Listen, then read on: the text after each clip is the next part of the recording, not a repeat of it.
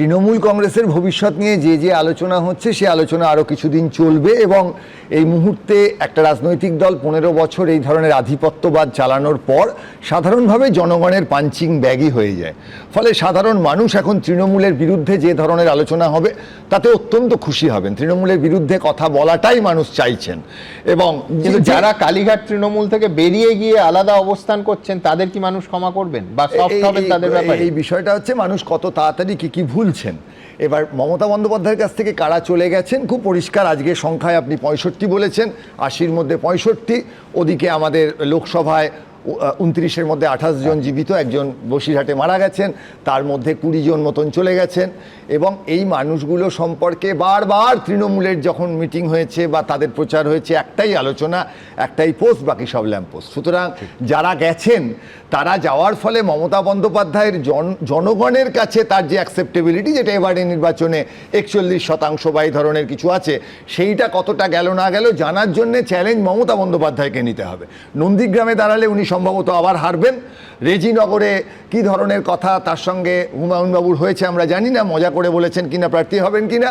আর বসিরহাটের ব্যাপারটা একটু অপমানজনক। আমি বলছি হুমায়ুন কবি তিনি বলছেন যে এলে একটা সিট ছেড়ে দেবো, খুব সম্মানের। কিন্তু বসিরহাট লোকসভা নির্বাচন আছে সুমনবাবু, মানে ইন্দিরা গান্ধীর ক্ষেত্রে তো 77-এর পর 78-এ যে ঘটনা ঘটেছিল চিকমাগালুরে, সেই রকম একই ধরনের ঘটনা।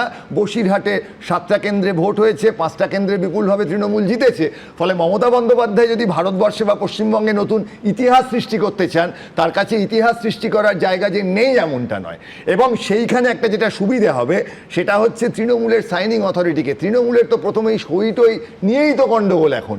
অর্থাৎ অরূপবাবু সই করতেন কি করতেন না। এবং অদ্ভুত আমি দেখলাম প্রদীপ্ত বলার সময় প্রথমে বলল প্রদীপ্ত জানে না কে সিগনেটারি, যদি রেকর্ডিংটা থাকে, তারপর বলল যে ও জানে যে আমরা কেউ জানি না। সেটা প্রদীপ্ত কি করে জানলো? এবং তারপর বলল প্রদীপ্ত শুনেছে যে সুভাষিস দা সিগনেটারি।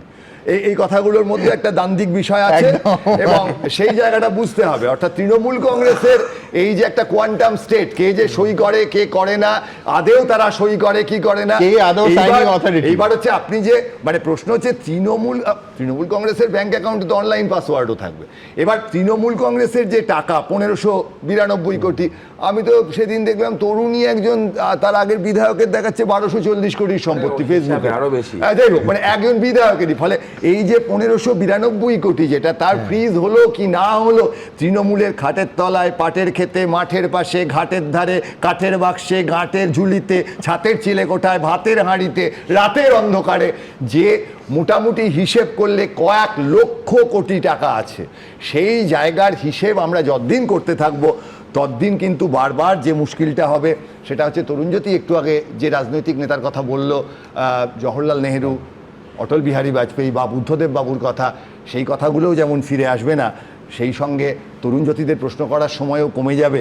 তৃণমূল ভাঙছে, আপ ভাঙছে, শিবসেনা ভাঙছে, সমাজবাদী পার্টি ভাঙছে, 2/3 হবে, এটা কতটা গণতন্ত্র রাখছে? এই প্রশ্নগুলো আমরা করতে পারছি না, কারণ তৃণমূল এতটা নিচে নামিয়ে দিয়ে গেছে আমাদের পশ্চিমবঙ্গের রাজনীতিকে যে আমরা এখনও বিজেপির সামনে প্রশ্নগুলো তুলতে পারছি না। বিধানসভায় যখন ক্যামেরা থাকবে প্রশ্ন তো তরুণজ্যোতিদের দিকে যাবে। আমরা তো যারা এতদিন ক্ষমতায় ছিল তো চলে গেছে, মিটে গেছে, ফলে নতুন শাসকদের কাছে প্রশ্ন করার জায়গাটাই এখনো আসছে না। তৃণমূল কংগ্রেস এত গোলমাল পাকিয়ে গেছে এখন, মানে সেই যে বারবার যে আলোচনা হচ্ছে, এই যে অকৃতজ্ঞ মেসি যিনি গিয়ে হ্যাট্রিক করছেন এবং একই সঙ্গে চিঠি পাঠাচ্ছেন যে তার সঙ্গে খুব বিরক্তিকর আচরণ করা হয়েছে, এই অকৃতজ্ঞ মেসিদের তৈরি করে গেছে তৃণমূল কংগ্রেস। একদম বিশ্ব ইতিহাসে তারা যে কন্ট্রিবিউশন করে গেছে, এখান থেকে বেরিয়ে এসে ভারতবর্ষের রাজনীতি, সিবিএসইর পরীক্ষায় কি হচ্ছে, নিট ভালোভাবে হবে কিনা, এই আলোচনা, সিরিয়াস আলোচনায় ঢুকতেই দিচ্ছে না তৃণমূল কংগ্রেস। এটাই আমাদের কাছে সবচেয়ে বিপদের জায়গা। এবিপি আনন্দ, এগিয়ে থাকে, এগিয়ে রাখে।